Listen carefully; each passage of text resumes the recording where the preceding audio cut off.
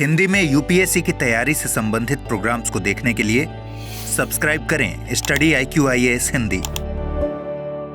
Hello दोस्तों, स्वागत है आप सबका स्टडी IQ IAS हिंदी पे। मैं ललिता दहिया। दोस्तों, आज का दिन काफी महत्वपूर्ण है क्योंकि आज भारत ईरान के साथ चाबहार बंदरगाह को लेके एक दीर्घकालिक समझौता करने जा रहा है। ये दीर्घकालिक समझौता मूल समझौते से कैसे अलग है, इसको समझने का प्रयास करेंगे।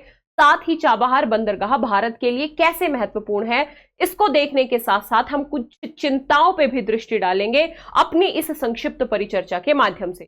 तो चलिए चर्चा की शुरुआत करते हैं। जैसा कि मैंने आपको बताया कि आज भारत का ईरान के साथ चाबहार बंदरगाह को लेकर एक दीर्घकालिक समझौता संपन्न होने की संभावना है। ध्यान रखिएगा, भारतीय शिपिंग मंत्री सर्बानंद सोनोगल जी हस्ताक्षर समारोह के लिए ईरान जाने वाले हैं और भारत द्वारा किसी विदेशी बंदरगाह के प्रबंधन को अपने हाथ में लेने का ये पहला उदाहरण है। यानी ये पहला केस है जब भारत किसी अन्य देश के बंदरगाह का प्रबंधन करेगा दीर्घकालिक स्तर पे।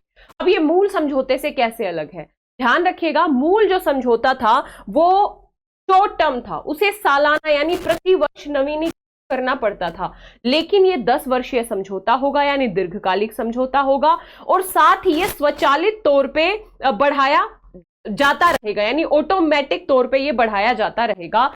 एक बात समझने की है कि जब भी दीर्घकालिक समझौता होता है किसी भी इन्वेस्टमेंट को लेके, तो वहां पे ज्यादा निवेश बढ़ने की, ज्यादा कनेक्टिविटी रूट खोजने की संभावना बढ़ जाती है, क्योंकि निवेश करने वाले देश को भी ये भरोसा होता है कि हमारा ये निवेश डूबने की संभावना कम है, क्योंकि ये शॉर्ट टर्म समझौता नहीं है, लॉन्ग टर्म समझौता है। तो ये इस समझौते का इंपॉर्टेंस है। बात समझ में आई कि पहले वाले समझौते से ये समझौता कैसे डिफरेंट होगा। आगे मैं आप लोगों को बता दूं कि भारत ने बड़े स्तर पे वित्त पोषण किया है इस पूरे के पूरे प्रोजेक्ट में और भारत अब इस वित्त पोषण के बाद इस समझौते का, इस बंदरगाह का प्रबंधन करने की दिशा में आगे बढ़ रहा है। ध्यान रखिएगा दोस्तों, इस समझौते का टाइमिंग काफी महत्वपूर्ण है। पश्चिम एशिया में संकट चल रहा है, चाहे आप इजराइल और फिलिस्तीन के युद्ध से देखें, चाहे ईरान और फिलिस्तीन के टकराव की जो खबरें हैं वो सामने आई थी, तो ऐसे में जो व्यापारिक मार्ग है उनके ऊपर एक बुरा असर पड़ा है। ऐसी सिचुएशन में, ऐसे समय में ये समझौता नए अवसर खोलेगा व्यापार के, तो इसका टाइमिंग बहुत महत्वपूर्ण है। ईरान और भारत दोनों देशों के बीच में सबसे बड़ा मुद्दा रहा है वर्तमान के कुछ वर्षों में, पिछले कुछ वर्षों में चाबहार पोर्ट को लेके होने वाला समझौता।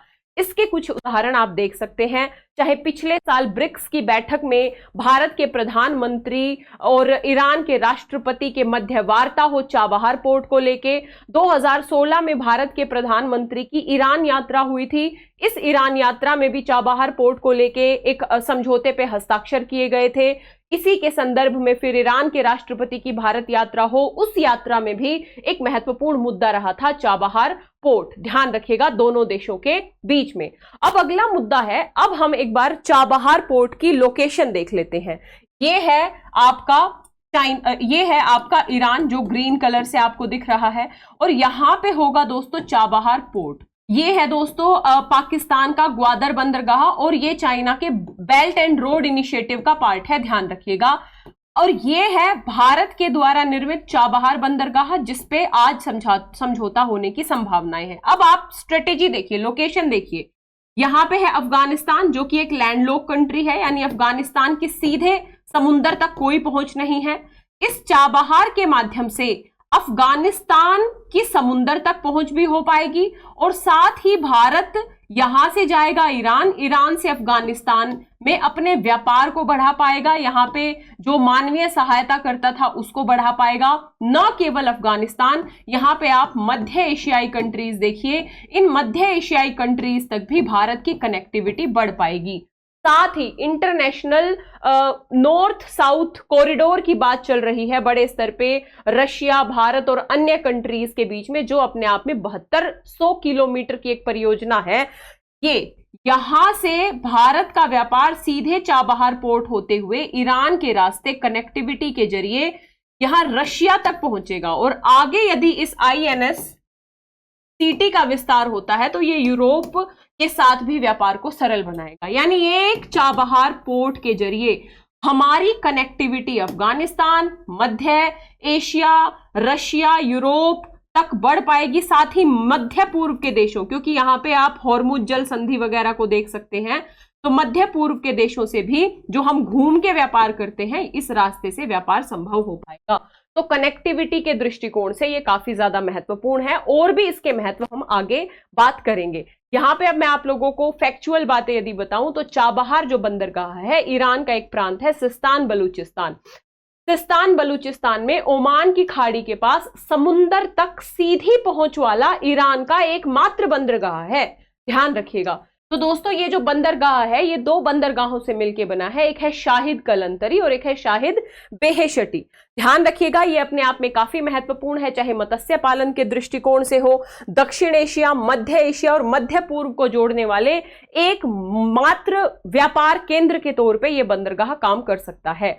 अब हम आगे देखेंगे कि भारत के लिए क्या महत्व होगा इस बंदरगाह का, या क्या महत्व हो सकता है आगे आने वाले समय में। तो सबसे पहला इंपॉर्टेंस है कनेक्टिविटी का मुद्दा। मैंने आप लोगों को बताया कि अफगानिस्तान और मध्य एशिया तक भारत की कनेक्टिविटी बढ़ पाएगी, यानी एक रणनीतिक प्रवेश के तौर पे ये बंदरगाह काम करेगा। पाकिस्तान से होकर गुजरने वाले जो पारंपरिक मार्ग थे, उनको हम बाईपास कर पा रहे हैं। अब ध्यान रखिएगा, समझिए इस बात को, ये है पाकिस्तान, ये है अफगानिस्तान, ये है मध्य एशिया। तो यदि ये चाबहार पोर्ट ना हो तो हमारे पास एकमात्र विकल्प था कि हम पाकिस्तान के रास्ते अफगानिस्तान और मध्य एशिया तक अपनी कनेक्टिविटी को बढ़ाएं। लेकिन हमें पता होना चाहिए कि पाकिस्तान इस तरीके के कनेक्टिविटी प्रोजेक्ट की अनुमति भारत को नहीं देता है। तो भारत के पास दूसरा सबसे बढ़िया विकल्प क्या है कि भारत यहां से जाएगा चाबहार, चाबहार से जाएगा अफगानिस्तान, यहीं से कनेक्टिविटी के जरिए मध्य एशिया और रशिया तक हम अपनी कनेक्टिविटी बढ़ाएंगे। तो ये कनेक्टिविटी के पॉइंट ऑफ व्यू से काफी ज्यादा महत्वपूर्ण। दूसरा क्या महत्व है भारत के लिए, अफगानिस्तान के साथ हम अपना व्यापार बढ़ा पाएंगे। ध्यान रखना 2016 में भारत, ईरान और अफगानिस्तान के मध्य एक त्रिपक्षीय समझौता भी हुआ था। अफगानिस्तान के विकास में जो भारत की भूमिका है वो हमेशा से काफी बढ़ चढ़ के रही है। हालांकि वर्तमान में अफगानिस्तान की जो राजनीति है तालिबान के आने के बाद बदली है, लेकिन फिर भी भारत और अफगानिस्तान दोनों सकारात्मक दिशा में प्रयास कर रहे हैं। तो ये जो रूट है, ये दोनों देशों के बीच सकारात्मक संबंधों की दिशा में एक महत्वपूर्ण पड़ाव हो सकता है। ध्यान रखिएगा, यह बंदरगाह अफगानिस्तान के रेल और सड़क नेटवर्क से जुड़ा है, जिससे माल की आवाजाही में सुविधा हो पाएगी। ध्यान रखना इस बात को, यानी दूसरा इंपॉर्टेंस है अफगानिस्तान के दृष्टिकोण से। तीसरे इंपॉर्टेंस की बात करें तो जो व्यापार मार्ग है उनका विविधीकरण हो पाएगा। जैसा कि मैंने बताया कि एकमात्र रास्ता था पाकिस्तान के रास्ते, लेकिन पाकिस्तान अनुमति नहीं देता, तो हमने व्यापार मार्गों का विविधीकरण कर दिया और पूरे सेंट्रल एशिया, रशिया तक अपनी कनेक्टिविटी को मजबूत करने की दिशा में काम किया। साथ ही सबसे इंपॉर्टेंट एक मुद्दा है ऊर्जा सुरक्षा। ईरान या जो मध्य एशिया की कंट्रीज है, ये ऊर्जा संसाधनों में काफी रिच है, ऊर्जा संसाधन संपन्न है। तो ऐसे में ये समझौता कहीं ना कहीं ईरान के ऊर्जा क्षेत्र में भारत के निवेश को बढ़ावा देगा और स्थिर ऊर्जा आपूर्ति सुनिश्चित करने की दिशा में भी एक महत्वपूर्ण आधार प्रदान करेगा भारत के लिए। तो ऊर्जा सुरक्षा के पॉइंट ऑफ व्यू से भी ये जो बंदरगाह है ये काफी महत्वपूर्ण है। चीन के प्रभाव को प्रतिसंतुलित करना, हमें पता है China BRI belt and road initiative के माध्यम से अपना विस्तार कर रहा है हिंद महासागर में। मैंने जैसा कि आपको बताया कि ये है ग्वादर, यहां पे चाइना के प्रभाव को प्रतिसंतुलित करने के लिए भारत यहां बैठा है। यानी हिंद महासागर की सुरक्षा के साथ ही चाइना को प्रतिसंतुलित करने में भी ये जो बंदरगाह है ये काफी ज्यादा महत्वपूर्ण भूमिका निभा सकता है। अगला मुद्दा है क्षेत्रीय कनेक्टिविटी मजबूत होगी। मैं एग्जाम्पल देके बता चुकी हूं। मानवीय और विकास सहायता, चाबहार बंदरगाह अफगानिस्तान में भारत के मानवीय और विकास सहायता प्रयासों को सुविधाजनक बनाता है। ध्यान रखिएगा, अफगानिस्तान में बड़े स्तर पे प्रोजेक्ट्स चल रहे थे भारत के। वर्तमान और आगे यदि संबंध सुधरते हैं तो हो सकता है कि भारत और ज्यादा बड़े स्तर पे वहां कुछ डेवलपमेंट के प्रोजेक्ट्स लगाए। तो ऐसे में ये चाबहार मानवीय सहायता, डेवलपमेंट प्रोजेक्ट्स ही नहीं बल्कि वहां पे अलग अलग संदर्भों में मानवीय सहायता में भी एक कनेक्टिविटी रूट प्रदान करने का काम करेगा।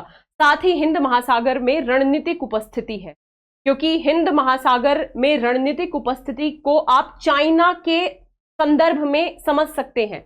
मैंने कई बार स्ट्रिंग ऑफ पर्ल्स पॉलिसी के बारे में बताया है। तो ऐसे में भारत को भी अलग अलग जगह पे अपना विस्तार करना पड़ेगा चाइना को प्रतिसंतुलित करने के लिए, और इस बंदरगाह की लोकेशन कहीं ना कहीं भारत की रणनीतिक अवस्थिति को भी मजबूत करेगी। साथ ही समुद्री व्यापार को ये बढ़ावा देगा, जिसमें हम मध्य पूर्व, मध्य एशिया, रशिया, यूरोप तक के देशों से अपने व्यापार को बढ़ा पाएंगे। तो इस तरीके से यदि हम ऊर्जा सुरक्षा के दृष्टिकोण से देखें, हम कनेक्टिविटी, हम व्यापार, हम मानवीय सहायता और हम कहीं ना कहीं रणनीतिक दृष्टिकोण से देखें, तो ये बंदरगाह भारत के लिए काफी ज्यादा महत्वपूर्ण है। लेकिन इसका दूसरा पक्ष भी है, कुछ चिंताएं भी हमें देखने को मिलती हैं। एक तो है चाइना का प्रभुत्व। आज की डेट में ईरान, विशेष तौर पे ईरान और इजराइल में जो ये स्पष्ट तौर पे टकराव हुआ पिछले महीने, इस टकराव के बाद ईरान के चाइना और रशिया के साथ जो निकटता है वो बढ़ रही है। विशेष तौर पे चाइना के साथ बढ़ती निकटता भारत के लिए थोड़ी सी खतरनाक हो सकती है। यहाँ पे भारत को अपनी स्ट्रेटेजी, अपनी जो रणनीति है उसमें काफी सूझबूझ से काम करना पड़ेगा। चाबहार पर यदि चाइना को पकड़ मिलती है तो इससे हिंद महासागर क्षेत्र में शक्ति संतुलन चीन के पक्ष में हो सकता है। अगला मुद्दा है अमेरिकी प्रतिबंध। अमेरिका समय समय पे ईरान पे प्रतिबंध लगाता रहता है। हालांकि एक सही बात यह है कि चाबहार बंदरगाह को कई बार अमेरिका अपने प्रतिबंधों से परे रखता है। तो परे रखना भारत के लिए एक सकारात्मक कदम होगा, क्योंकि अगर प्रतिबंध लगेंगे चाबहार बंदरगाह के ऊपर भी तो भारत के जो भी प्रोजेक्ट्स हैं, जो भी उद्देश्य हैं, वो धूमिल हो सकते हैं। तो अमेरिका वाला मुद्दा। और अगला मुद्दा है चाइना की ओर झुकाव ईरान का लगातार बढ़ रहा है। और ध्यान रखिएगा, एक समझौते की योजना की खबर मिली थी पिछले दिनों, जिसके जरिए Iran belt and road initiative सहित जो बुनियादी परियोजनाएं हैं उसमें ईरान और चीन की भागीदारी के लिए एक आधार प्रदान करने की बात की गई थी। तो ये चिंताजनक हो सकता है, लेकिन अब देखने वाली बात है कि आज क्या होता है इस समझौते में। और फाइनली एक और कमी जो भारत की प्रत्येक देश की परियोजनाओं के संदर्भ में आती है, नौकरशाही बाधाएं, जैसे परिचालन संबंधी बाधाएं, किसी भी प्रोजेक्ट को पूरा करने में अधिक समय लगा देना, इन सभी बाधाओं को भी हमें कम करना होगा। और आगे निष्कर्ष यही कहेंगे हम कि ईरान में चाबहार बंदरगाह का प्रभावी ढंग से उपयोग करना चाहिए, चाहे भौगोलिक निकटता, क्षेत्रीय कनेक्टिविटी, आर्थिक एकीकरण, आवश्यकता, अफगानिस्तान, पश्चिम और मध्य एशिया में आम सुरक्षा चुनौतियां भारत और ईरान के बीच घनिष्ठ सहयोग की मांग करती हैं। हमें ईरान के साथ अपने संबंधों को मजबूत बनाना पड़ेगा, बिना किसी भी अन्य पार्टी के हस्तक्षेप के। ध्यान रखिएगा, जब हमारे ईरान के साथ संबंध मजबूत होंगे तो इस प्रोजेक्ट का जो निवेश है तभी उसके सकारात्मक परिणाम सामने आ पाएंगे। ध्यान रखिएगा, एक बहुत ही सकारात्मक प्रोजेक्ट है, जिसका यदि सकारात्मक दिशा में प्रयोग किया गया, काम किया गया, तो निश्चित तौर पे इसके जो परिणाम है वो भारत के लिए और साथ ही ईरान के लिए काफी ज्यादा सकारात्मक होंगे। और ना केवल भारत ईरान बल्कि मध्य एशिया, रशिया और इन सभी देशों के आर्थिक, रणनीतिक, अन्य जो मुद्दे हैं उन सभी दृष्टिकोणों से काफी ज्यादा सकारात्मक होंगे। तो ये एक छोटी सी परिचर्चा थी दोस्तों। आपका क्या कहना है चाबहार बंदरगाह पर इस समझौते को लेके कमेंट बॉक्स में जरूर बताइएगा। यदि आप 2025, 26 या 27 में यूपीएससी का अटेम्प्ट देना चाहते हैं तो P2I बैच से जुड़ सकते हैं। अगर आप 15 मई तक एडमिशन लेते हैं तो आपको ये बैच मात्र 26,999 में मिल जाएगा। यानी ये समर सेल ऑफर चल रहा है, तो देर किस बात की, फटाफट स्टडी IQ की ऐप वेबसाइट पे जाइए, या इस वीडियो के डिस्क्रिप्शन में लिंक दिया होगा, उस लिंक पे जाके आप एडमिशन ले सकते हैं। एडमिशन लेने से पहले कोड पूछेगा तो आप कोड यूज कर सकते हैं LD Live, LDLIVE। इस LD Live कोड के साथ ये बैच 26,999 में आपको मिल जाएगा। इसके साथ ही यदि ऑप्शनल आप कोई भी इंग्लिश मीडियम में, ये सब है, हिंदी मीडियम में आपको हिस्ट्री और PSIR उपलब्ध है मात्र 14,999 में।